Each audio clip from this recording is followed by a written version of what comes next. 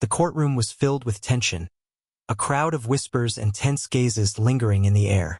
But there was one moment that nobody expected, the moment two officers, smug and confident, realized the man they had once humiliated in the rain was now their boss.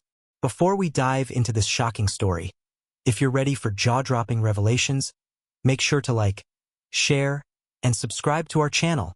Don't miss any of our gripping stories that challenge the system and expose the truth. Now let's get into it.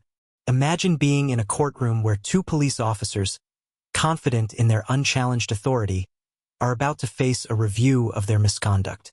Bradley Knox and Derek Bell, seasoned officers from the East Precinct in Tulsa, Oklahoma, feel untouchable. Their cocky demeanor and arrogant jokes reflect their belief that the law only applies to the unworthy. They sit, discussing their case as if it's just another ordinary day. They're confident because they believe the system is theirs to control. But as the case begins, something unexpected happens. Something that shakes their world to its core. As the room grows quiet, anticipation builds.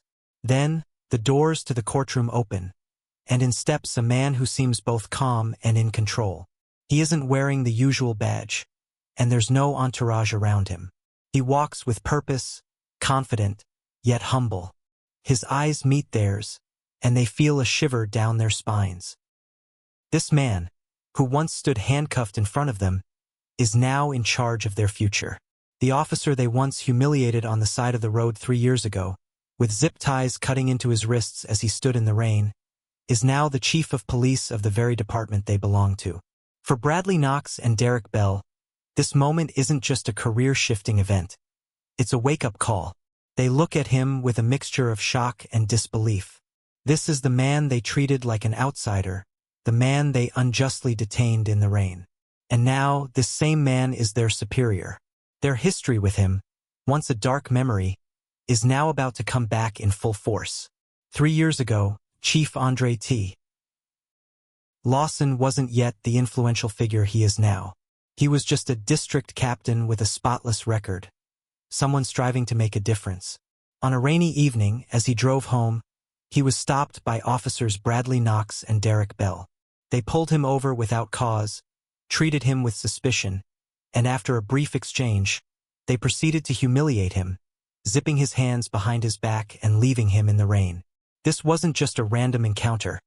It was a reminder of the system's power to control, judge, and humiliate individuals simply because of their race. The officers, operating under the belief that the badge grants them unlimited authority, chose to make Andre's evening miserable. But what they didn't know was that Andre wasn't like the people they typically dealt with.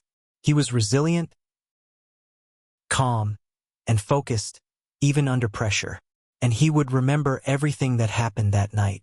Fast forward 3 years, and Andre, now chief of police, enters the same courtroom where Knox and Bell believed they could once walk without fear of consequences.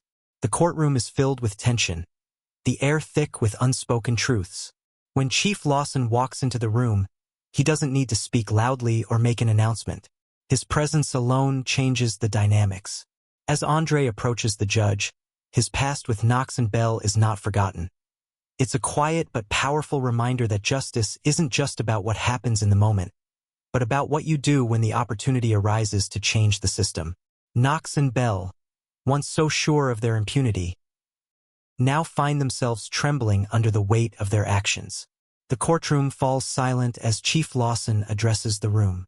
He speaks calmly but with a quiet authority that carries the weight of his experience and integrity. He doesn't just recount the events of the past. He confronts the core of the issue: abuse of power, racial profiling, and the unchecked behavior of officers who believe they can control anyone beneath them. For Knox and Bell, this is no longer a simple misconduct hearing. It's a reckoning. Andre doesn't speak of revenge. He speaks of accountability.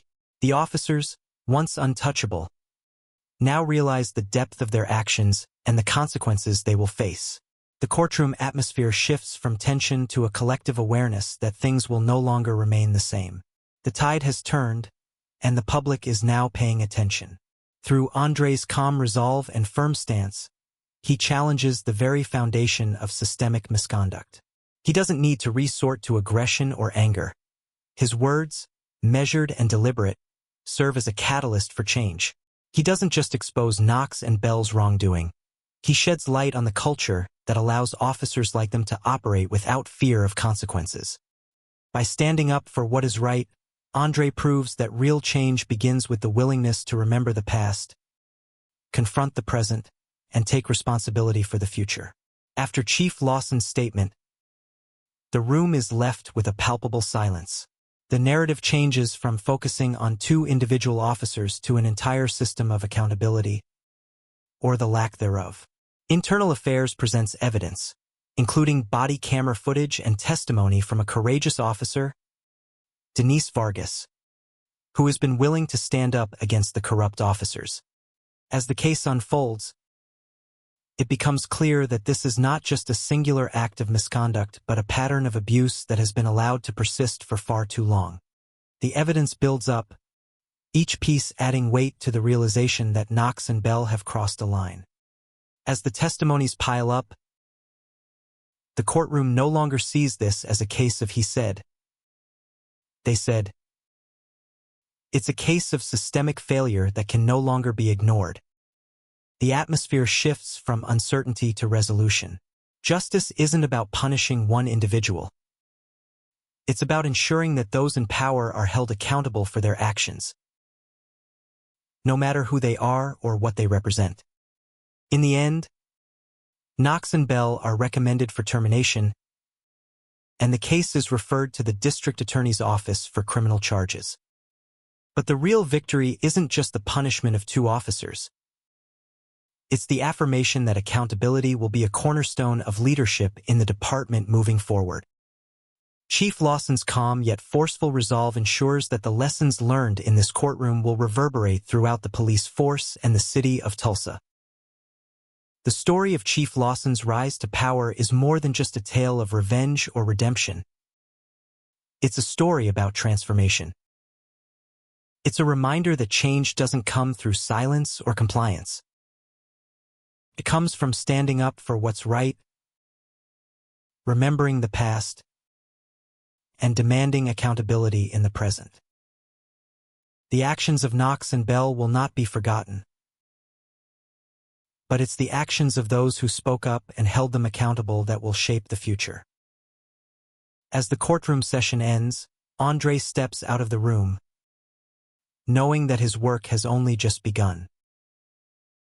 But for the first time, he feels the weight of the burden he carries as a leader in a department that can now move forward with integrity and transparency.